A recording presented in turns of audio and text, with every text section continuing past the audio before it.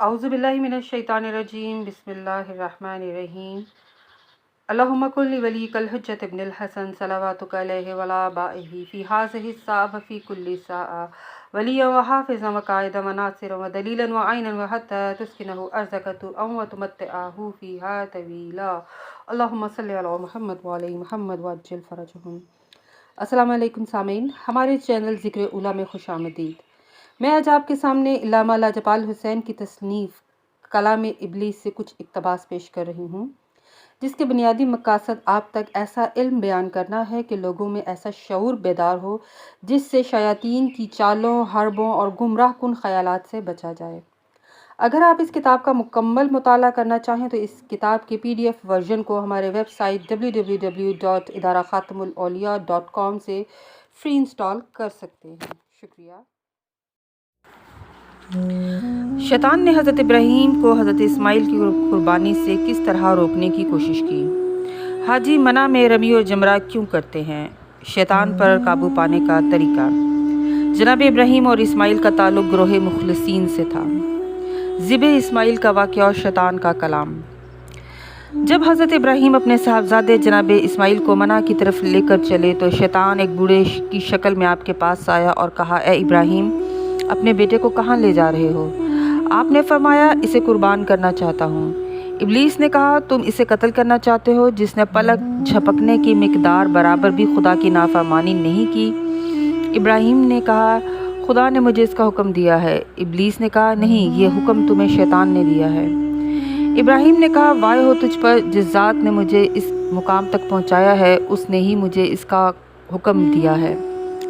इब्लीस ने कहा, खुदा की कसम, शैतान के अलावा कोई तुमसे इस काम के लिए कह ही नहीं सकता। फिर इब्राहीम ने कहा, खुदा की कसम, मैं तुझसे बात ही नहीं करूँगा, और आप मना की तरफ भर गए।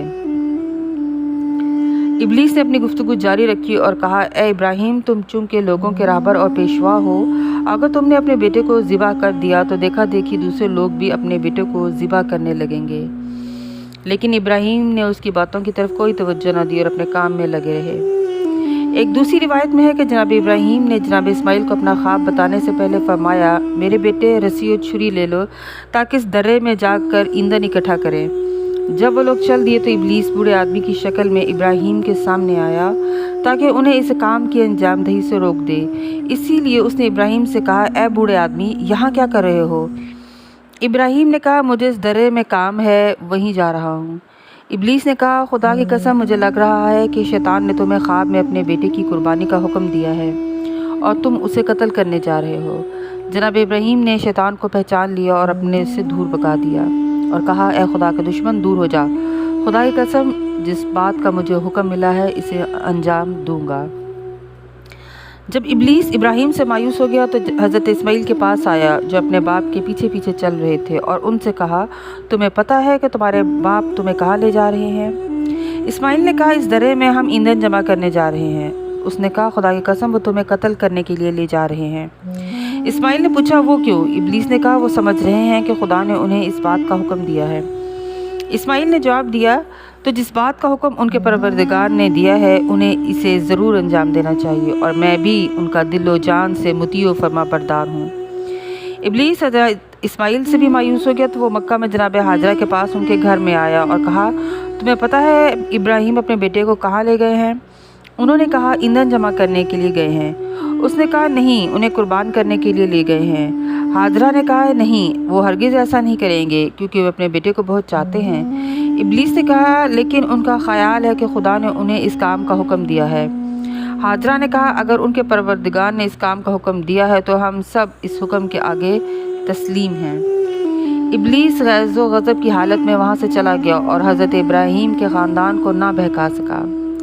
एक हदीस में शेख सदूक ने इमाम मूसा जाफ़र अलैहिस्सलाम से रवायत की है कि आपने फरमाया, ये जो हाजी मना में रमी व जमरा करते हैं इसका सबब ये है कि शैतान इन चंद मुकामात पर इब्राहीम के सामने आया और आपने इसे पत्थर मारा, इसी वजह से रमी जमरा सुन्नत करार पाया।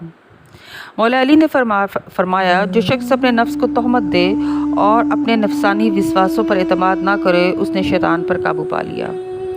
हज़रत इब्राहीम और इस्माइल नबियों में से हैं, इनका इत्तेहाद मुखलिसीन से है, इसलिए शैतान उनको गुमराह करने से आजिज़ हुआ, मगर वो یہ بات پہلے سے جانتا تھا۔ اب سوال یہ پیدا ہوتا ہے پھر وہ کیوں ان کے پاس گیا تھا؟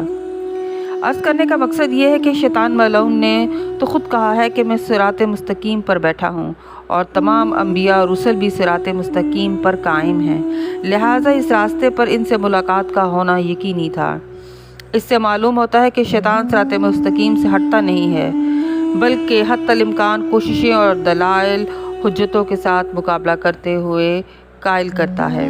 اللہ تعالیٰ نے انبیاء کرام کو روشن آیات و بینات کے ساتھ نازل فرمایا ہے، اس لیے شیاطین کی چالوں، دھوکے اور فریب سے واقف ہوتے ہیں۔ ان کی روح القدس امری کو اللہ پاک کی تائید حاصل ہوتی ہے۔